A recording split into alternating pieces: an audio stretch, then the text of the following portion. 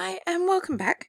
So today we're going to be extending on our work with the combustion of fuels and enthalpy and just reinforcing some of those ideas in terms of the calculations and thermochemical equations for combustion reactions. So we know that combustion reactions occur when we burn a fuel.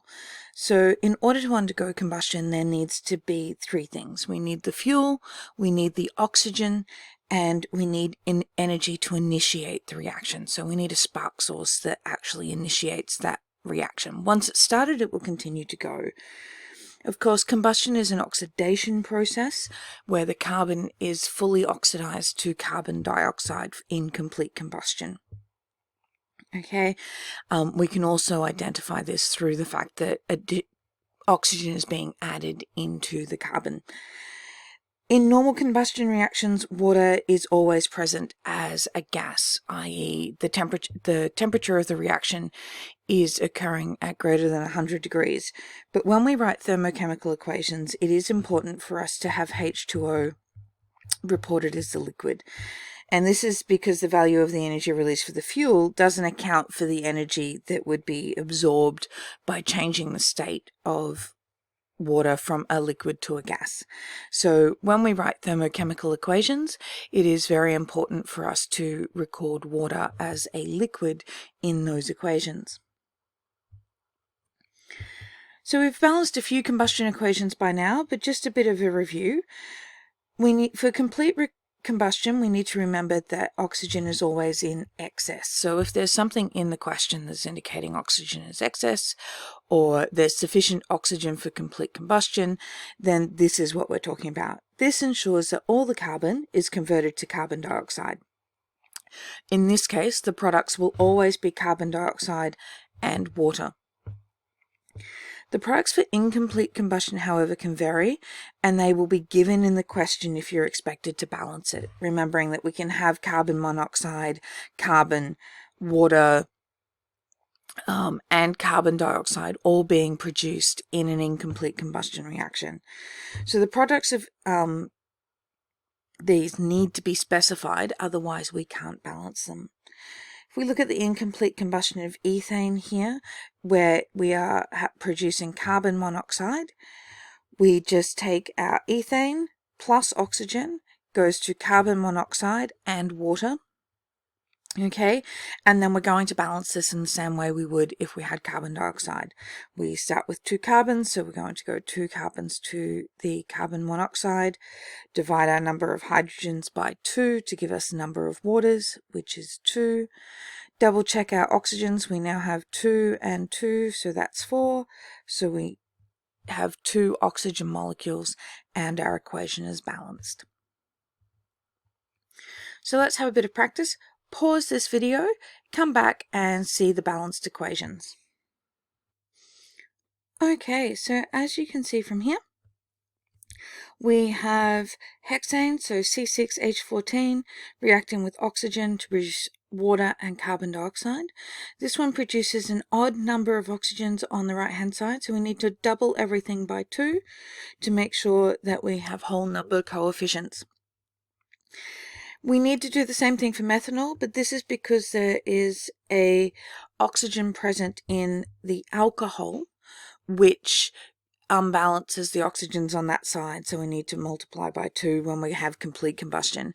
However, when we have incomplete combustion, we have an odd number due to the carbon monoxide, so this balances out okay, and we don't need to multiply them by 2 for the carbon monoxide producing incomplete combustion reaction.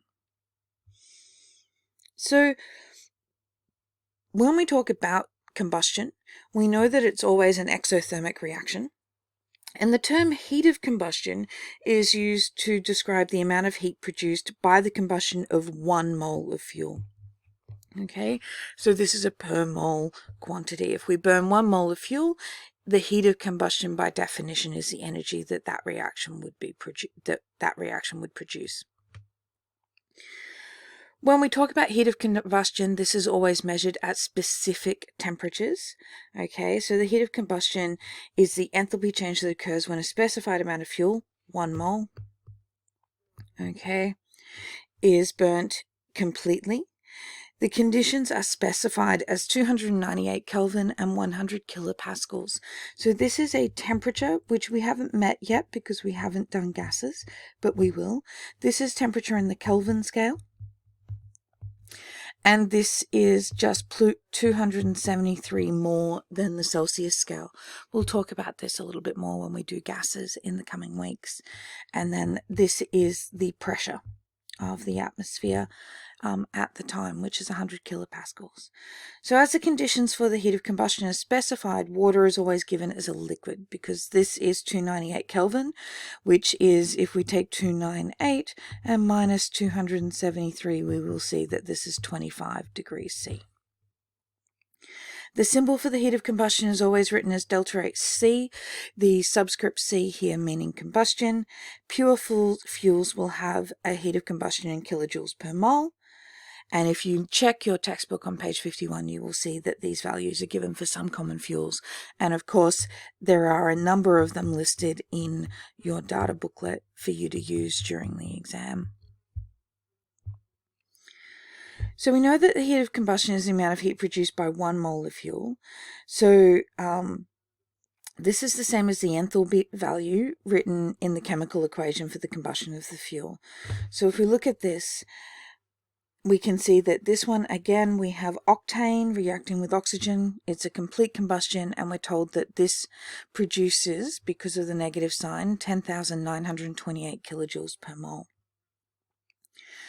With this one, we can see here that the delta H, because it's for 2, okay, this is for the whole equation and for 2 mole.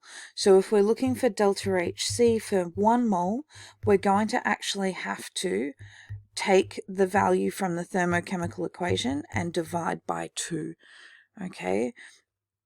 So the delta H given in the thermochemical equation is for however many mole are specified in the equation and not per mole. So if we want it for actually 1 mole of fuel, we need to divide by the coefficient of that fuel. Okay, so this is just specifying that here. This equation specifies for 2 moles, so we need to actually divide by 2. So the delta HC for this reaction is going to be 5,464 kilojoules per mole and will be negative because the energy is being given out. It is an exothermic reaction. So just reintroducing this equation that we talked about briefly in class, the energy output for the combustion reaction, so energy, which is measured in kilojoules, is the number of mole multiplied by the delta HC, so the heat of combustion of the fuel. Okay, this is given in your data booklet as delta H is equal to Q on N, remembering Q is heat energy, and is linked to our Q equals MC delta T that we learnt in year 11 and we'll be revisiting shortly. So have a go at this one here. Let's have a look. Calculate the energy released when 5.4 grams of propane is burnt in unlimited oxygen.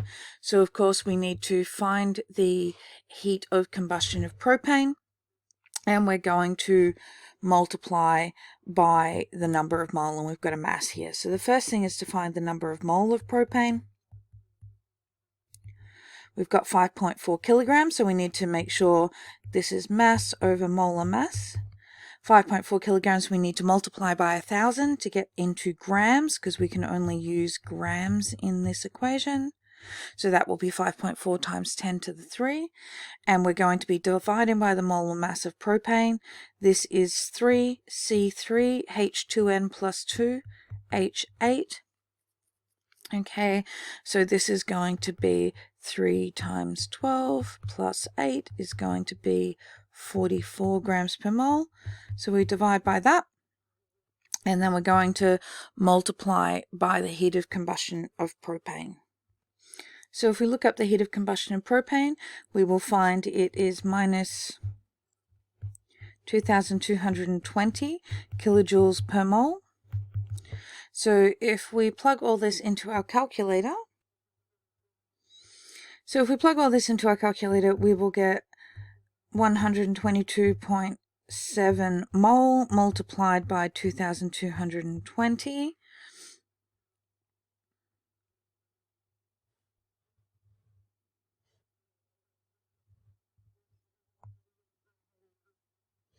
Which is going to be 2,72454.54. Need to check our number of significant figures. Our number of significant figures here is 3, so we would write 2.72 multiplied by 1, 2, 3, 4, 5, 10 to the 5, and energy is in kilojoules here, and that would be our final answer. Now you can have a go at the textbook questions, and you should be right to go. Just a note on units with this, remembering that molar heat of combustion can only be calculated for pure fuels, things that we know the exact formula of.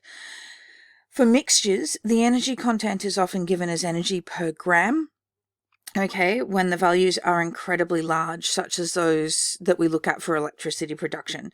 These can also be given in megajoules per ton, remembering that a megajoule is 10 to the 6 joules. So most of the fuels we use are complex mixtures. So petrol, diesel, coal, wood, all of these things are not pure substances. They contain many different molecules and are mixtures. So therefore, with heat of combustion, we need to be giving these in terms of kilojoules per gram or megajoules per litre, rather than the kilojoules per mole that we see for pure fuels when we talk about things like hexane or octane. And that's it for using the heat of combustion, which is an extension on the thermochemical equations. You have a number of questions to try now and practice, and I will see you in class.